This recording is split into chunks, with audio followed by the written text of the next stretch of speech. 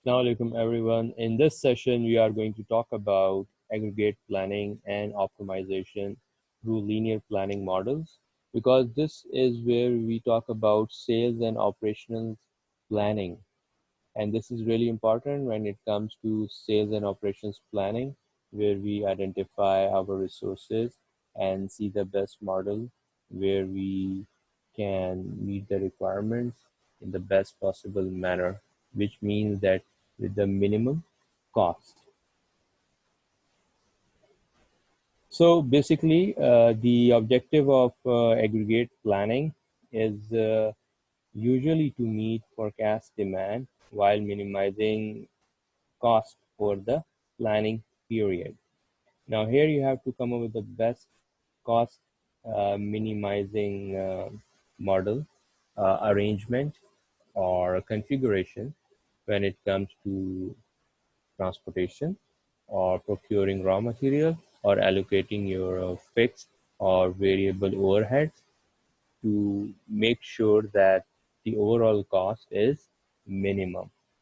So that's why we use this model or this technique. Managers can meet aggregate plans by adjusting either capacity or demand. So here we talk about different variables which are influencing those final outputs that we call our baselines. For example, it's our sales, it could be our cost, or it could be our net profit.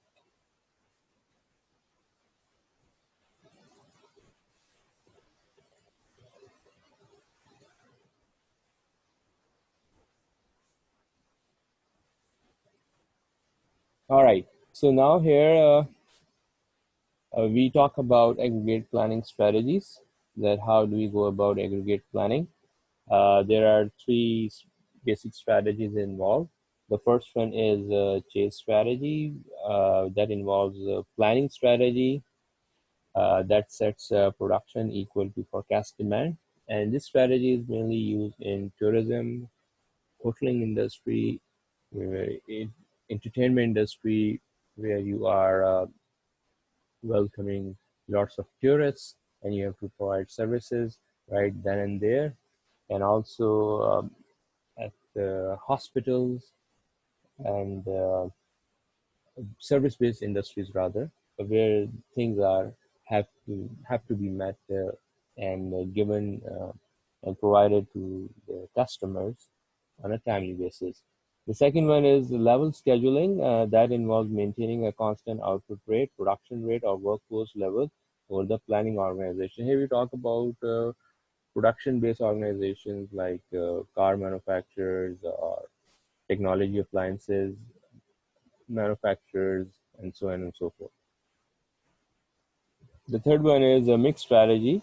That involves a planning strategy that uses two or more controllable variables to set a feasible production plan. This strategy is used where the first two strategies are not relevant, where you have to focus on something different because here the variables are different. The planning strategy involves two or more controllable variables, so which are not covered over here. Then we talk about those strategies. Mm, and then there is a strategy called transportation method involving linear programming, which is a way of solving for the optimal solution to an aggregate planning problem by giving you the best optimization of your resources in terms of do more with less. That is high efficiency with low cost. That is, in essence, the crux of transportation method. All right. In this Excel sheet, as you can see on your screen, uh, the file name is Domesco Distribution Material Resource Planning Management. And in this scenario, we have created this chart that shows you Domesco transportation optimization with demand less than supply. In our case, our demand is less and we have enough supply. So if you look at this table, units required, so we have created this scenario where the warehouses in France, Italy, and Spain require 300, 200, and 200 units respectively. And now Domesco is interested in knowing how to provide them in terms of how much amount from any of those warehouses mentioned in the left hand column. If you see there, the Netherlands is there, Germany, and Belgium, where Netherlands has 250 units available, Germany 300 units, and Belgium 300 units. So if you look here, this cell, we have 700 demand of units, and we have a supply of 850 units against them. So our demand is less than supply. And the cost per unit from Netherlands to France is 5 euros, to Italy 4, and to Spain it's 3 euros. From Germany to France is 8 euros, to Italy 4, and Spain 3 euros. And from Belgium to France is 9 euros, 7, and 5 euros for Italy and Spain respectively. So this is the assumption we have made, that for each cost of for each unit to be transported, the cost of transportation is this much per unit basically. So now we move on further here. Now you see the units transported. We applied this transportation model, and from there we came to know that the optimal model is here, where the demand of 700 units has been met against the supply of 850 units available. And this is the actually uh, update on the units that were transported from these warehouses, Netherlands, Germany, and Belgium. And against that, the total cost is 3,300. Now, the question is, how have we come to this conclusion? For that, what you need to do is, first, you have to create this table. It doesn't have any formula. Okay, it's pure simple. And this is just the sum total of this is 850, and the sum total of this is 700. So there's nothing weird about it, just the formula that, or you could create a separate column. You could put supply over here as well and leave the 700 here as well. So this is this, and over here, this is the cost per unit. This is also assumed to be like that. So no formula here, it's just the numbers taken arbitrarily or based on your research and giving the current transportation rate. Now, you come here, this is where we talk about units transported, and this is where we have applied the transportation model concept. Okay, so for that, first we have to start off with the total cost in euros, basically. If I click on this, you can see this formula, right? And this formula, if I double click on it, you'll be able to understand it even more clearly. It's about this and about this, okay? So what I've done over here is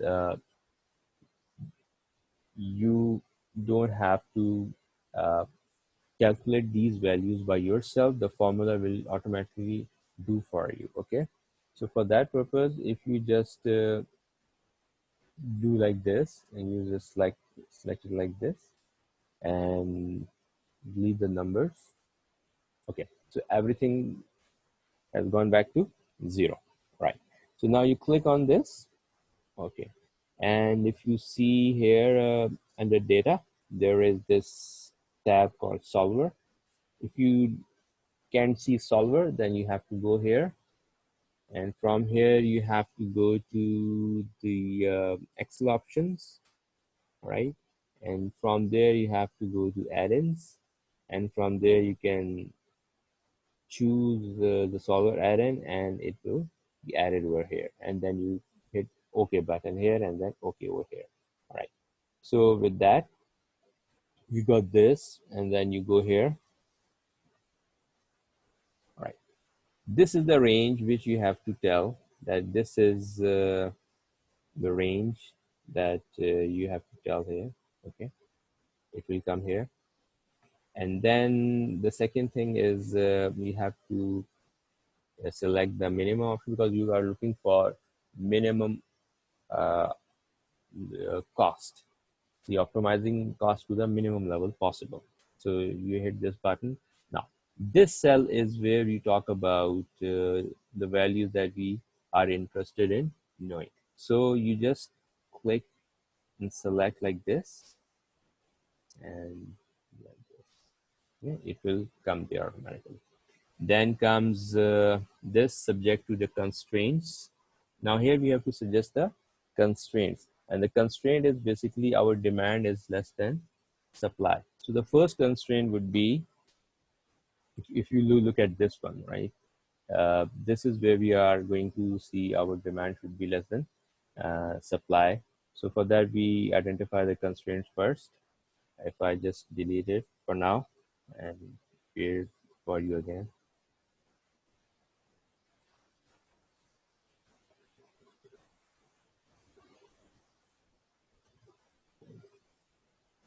Okay, now we are going to create constraints.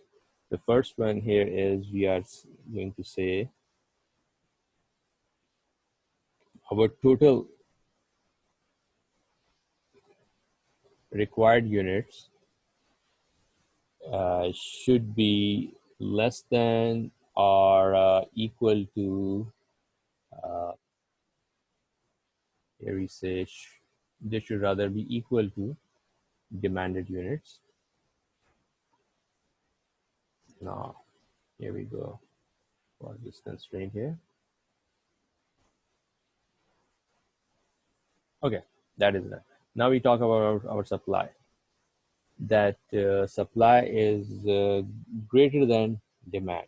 So here our constraint is going to be the total units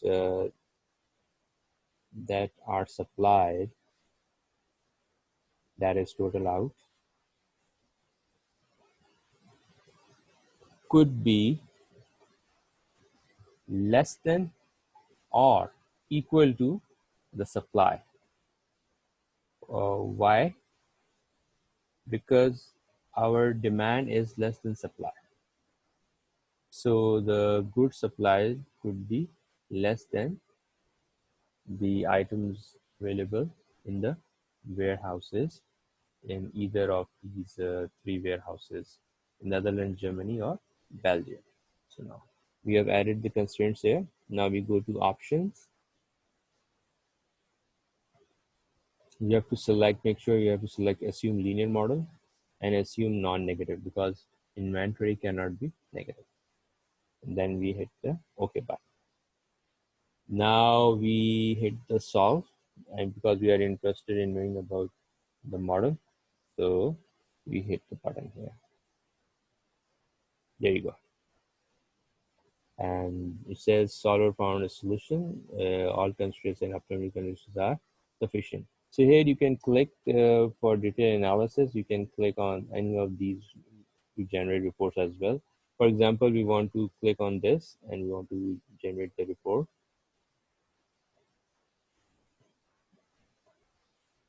And the answer report is over here. All right. Okay. So this is that.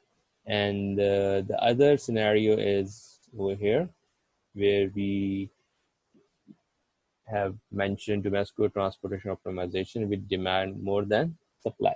It's going to be the same method as is, but the constraints would be different. So let's check the constraints first.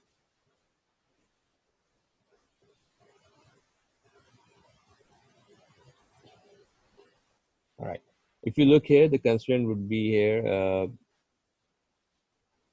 This is where we are talking about the constraints that our total N could be less than or equal to actual demand, because now in this scenario our demand is greater than supply, so the actual units supplied could be even less than the actual demand because the supply is short. So this is just I wanted to share with you this one. And the second constraint is regarding supply, that the supply would be used the maximum. So it would be the actual unit that would be supplied would be actually greater than one available in any of the warehouses. But the combination of that would be able to uh, generate more units to be supplied against any warehouse. Okay. So with that, we go here, we solve it,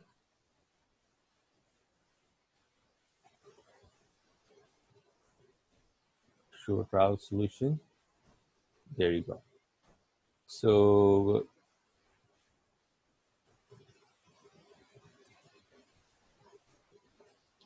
get all the values here. There you go.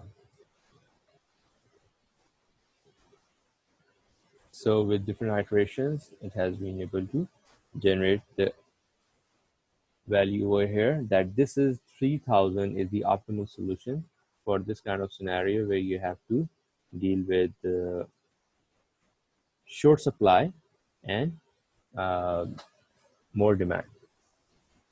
And the situation is still the same here. And here I've done this comparison of northwest corner rule versus manual check of solver calculation that we have done over here, and the least cost method.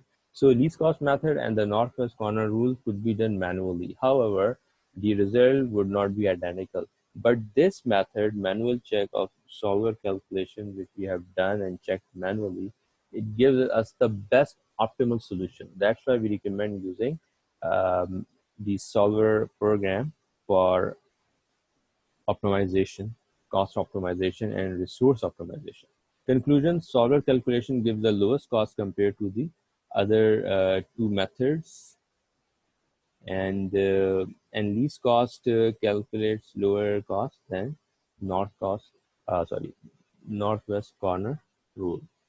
With that, we end our session here. Thank you.